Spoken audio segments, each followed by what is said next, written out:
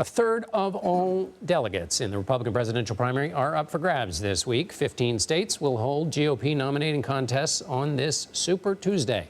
Donald Trump is expected to sweep the races and beat out Nikki Haley, who won her first Republican primary race over the weekend in Washington, D.C.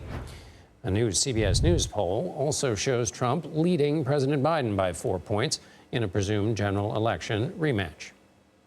CBS News chief Washington correspondent Major Garrett joins me now here in the studio. Major, so great to see you, John. You too, and you'll be here tomorrow. But let's start on well, let's start with tomorrow. What are you looking for tomorrow? Something obvious, something international, and something overlooked. What's the obvious?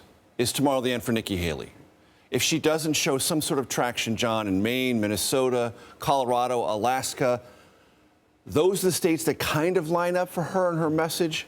How does she continue? She doesn't have a watch party tomorrow night. She's just watching, because she probably fears if it was called a watch party, we might also call it a death watch party. So what's the international thing I'm looking for? We saw last week in Michigan, uncommitted. 100,000 people voted uncommitted. That was a sort of message to the Biden White House about Gaza, what MTS Taib was just talking about.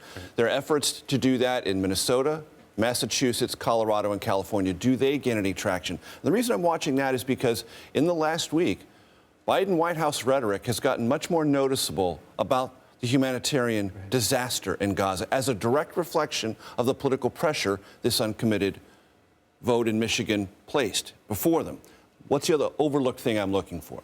Because of our gerrymandering of House races, and House districts rather, there are estimates from political scientists that 100 to 110 seats tomorrow on Super Tuesday, John, will effectively be decided, because the primary winner will not have any real opposition in the general election. That's one of the overlooked things I'm looking for tomorrow. Yeah, that's one of the long-term trends in politics that nobody will pay attention to except for you, and those are the things that affect why we can't have normal votes in Congress anymore, because it's locked up with partisan electorates.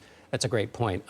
Nikki Haley, I'm going to twin this question, and they're kind of unrelated. What does traction actually look like for her? And Haley said that she might not abide by the RNC's pledge to support Donald Trump. What does that mean? So traction has many definitions. She'll define it. Her donors, institutional and grassroots, will help define it. But she's got to be in 30, 40%. She's got to look at Utah as a place where she says that she might actually have a chance of winning. It's a caucus, so it'll be slightly more complicated.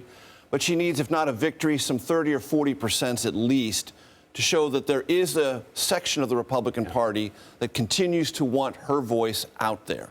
Related to that, she's now giving an orientation to, yes, I'm going to be your voice because I'm no longer committing to supporting Donald Trump if he's the nominee. I said I would commit to the nominee to get on the debate stage. It now sounds conditioned on how she does and what her belief of her political future is. Yeah, interesting that you would maybe hold on to that role as spoiler.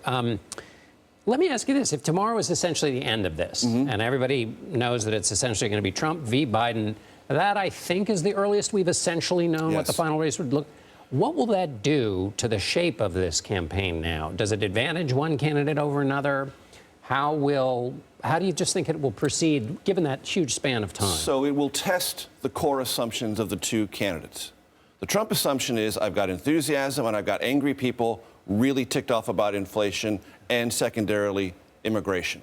For the Biden campaign, their core assumption is, yes, people are ticked off about that. We're trying to be responsive, but people haven't engaged with the fact that Trump is going to be the Republican nominee, and now it is a rematch, and I'm going to drive my set of issues, reproductive freedom, democracy, what I've accomplished legislatively, and how I'm trying to improve the economy front and center.